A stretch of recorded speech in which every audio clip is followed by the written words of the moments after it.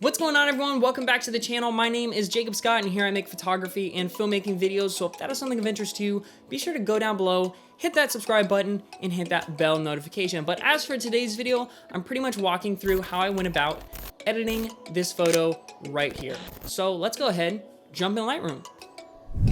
All right, so this is the photo here that I am working with. Starting right off the bat, things that I want to do is basic crops and adjustments. The first thing I noticed that I don't like is the angle these buildings are going at, but Lightroom can easily fix that. If I scroll down here to the transform tab, go ahead, click auto.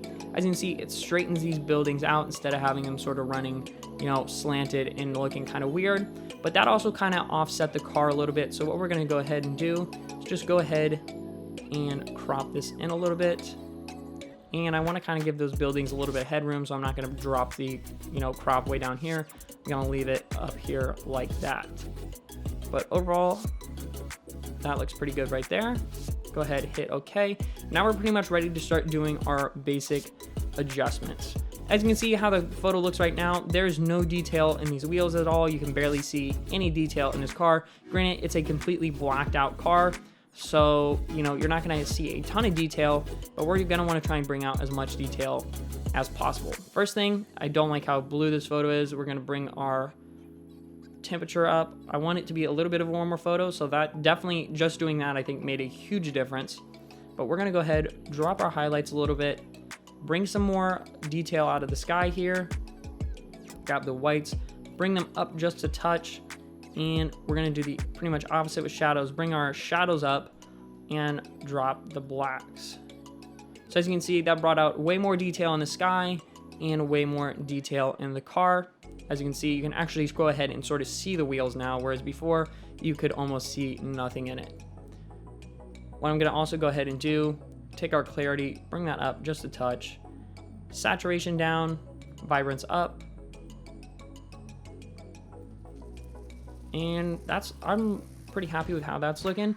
Next thing I'm going to go ahead and do is go down to this HSL tab here. If you don't know how to use HSL or don't really understand it in depth, I did already make a video about that. Will be linked somewhere in the video.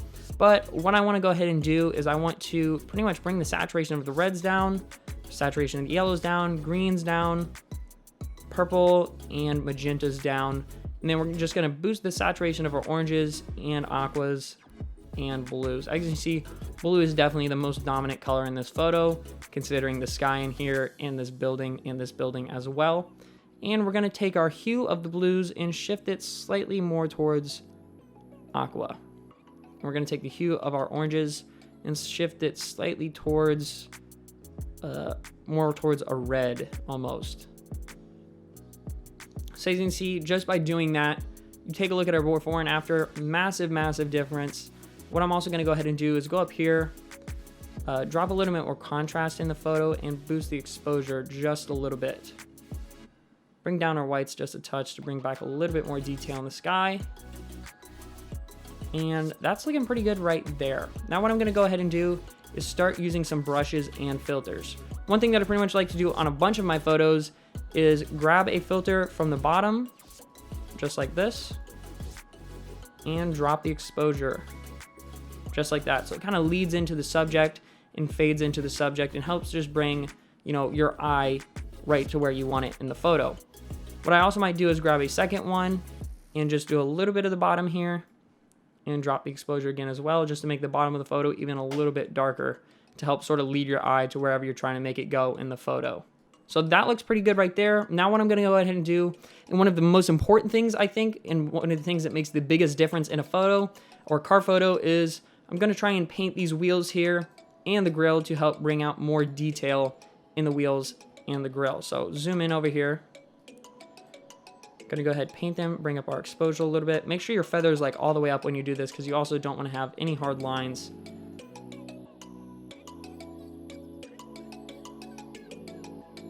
Now, as you can see, after I did that, bring up the exposure up a little bit.